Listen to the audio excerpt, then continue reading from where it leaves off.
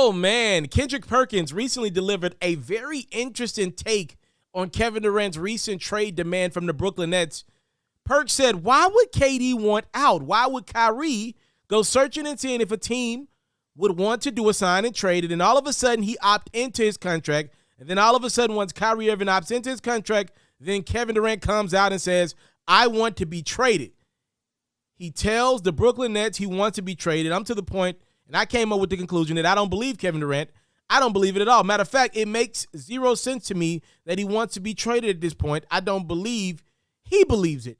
I think Kevin Durant is doing this as a scare tactic in order to help Kyrie Irving have leverage to get the upside long term with the Brooklyn Nets. Because then, think about this for a second. Rudy Gobert quietly got traded. We didn't really know too much that this was going on. We heard the rumors.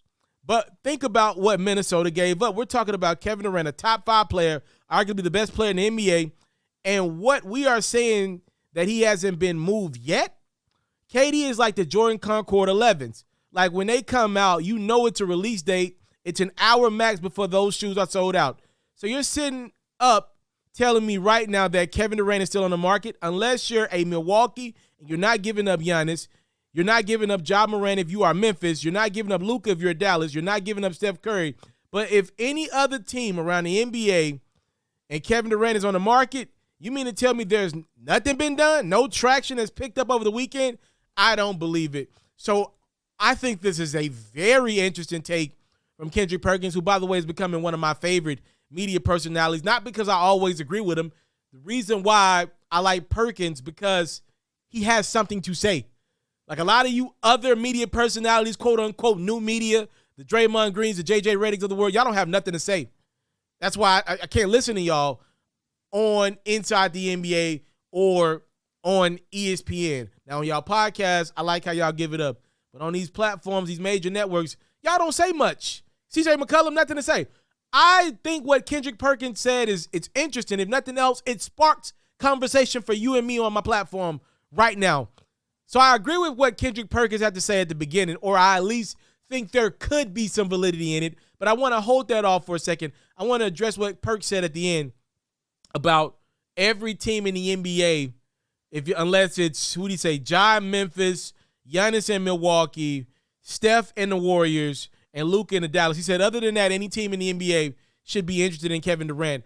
I don't agree with that. Like, for example, since we're talking about Minnesota, if I got Anthony Edwards at the very young age that he is, 3rd year in the league, I definitely would rather have AE today than KD. Durant's a better basketball player today, but Durant's had major injuries as of late, and I don't believe he's got the dog in him to be a leader of a team. I actually think Anthony Edwards has the dog to be the leader of a team one day. So, if I'm Minnesota, I wouldn't do that. I could go around to about 4 to 5 other teams. KD might be slightly better than LeBron is today. Slightly. I think Kevin Durant impacts winning a little more than LeBron does today. And the records last year show that as well. But I still would take LeBron because he's a much more stable personality to me than Kevin Durant is. So, yes, it's close between KD and LeBron. Who's better? KD, I probably would give the slightest of edges to today.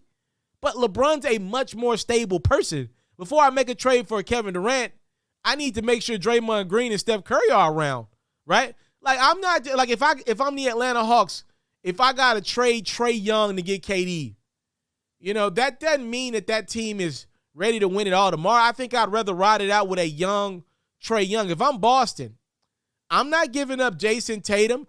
Me personally, I wouldn't give up Jaylen Brown for KD.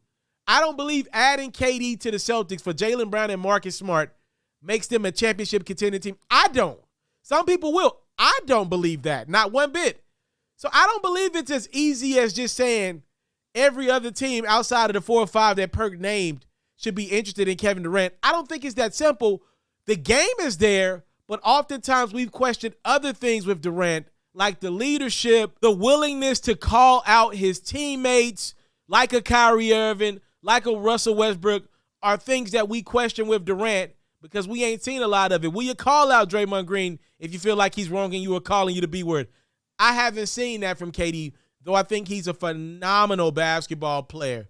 Now, back to what Perk said out the gate.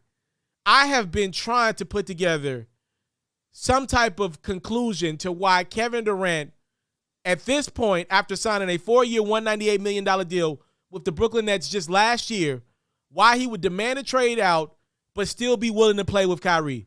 See, I'm not surprised that KD wants out of Brooklyn because I wouldn't be surprised if he didn't want to play with Kyrie anymore. But the fact that it's out there that KD is still open to playing with Kyrie, the fact that they're currently both working out together on the West Coast leaves me dumbfounded. I can't put together that one. But if Perkins, if his conclusion is correct, his what he's inferring, his dramatic inference, if there's some temerity to it, this one does make sense. If KD is bluffing to try to get the Brooklyn Nets to just give Kyrie a long-term deal, then everything makes sense. If he really don't want to leave Brooklyn, but Kyrie is his man's, again, we just spoke about how KD, to me, has a track record of not being able to speak up for himself with the vocal leaders of a team, the Russell Westbrooks, the Draymond Greens, the Kyrie Irvings, the guys that are not afraid to speak their mind no matter who agrees with them or not. Those are three gentlemen that fit in that category in Draymond, Russ, and Kyrie.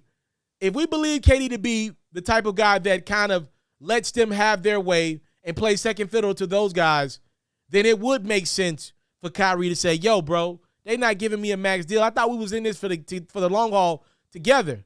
They don't want to give me money. And Kyrie knows as good as anybody, there are not a lot of teams willing to max him out right now. So he knows his best chance to get that big payday is through Brooklyn.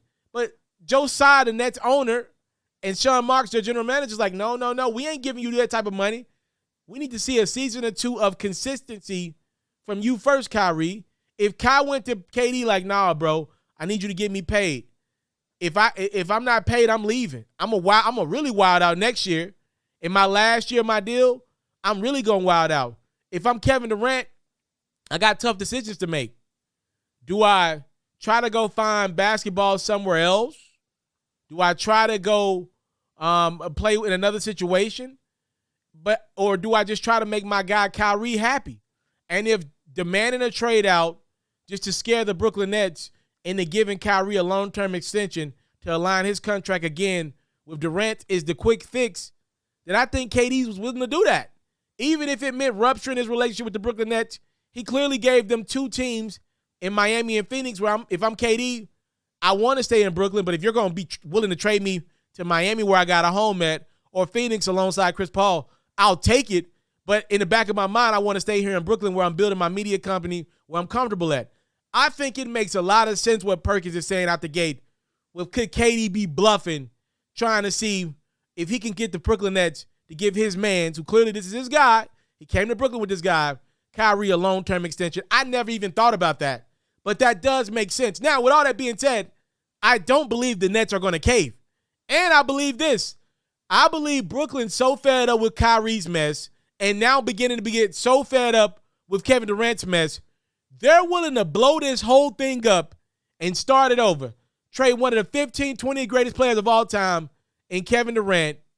Trade Kyrie, one of the greatest talents we ever seen, but a lot of baggage with him. They're willing to trade both of these brothers, presumably in their primes, to say, no, enough is enough. We are not giving in to Kyrie. KD, we'll give you what you want. Hell, we'll even go out and get you a new Kyrie or as close to it we can find on the market, but it will not be 4 years, 198 for KD and 5 years, 220, 4 years, 180, 190 for Kyrie. We're not doing it. We are not giving both of you guys that type of money to stick up our franchise going forward. We're not doing it. So I believe Perkins could have something here with this inference, his hot take that Kevin Durant is bluffing. I don't know if it is or not, but I do believe it is a possible thing that's going on right now with Brooklyn.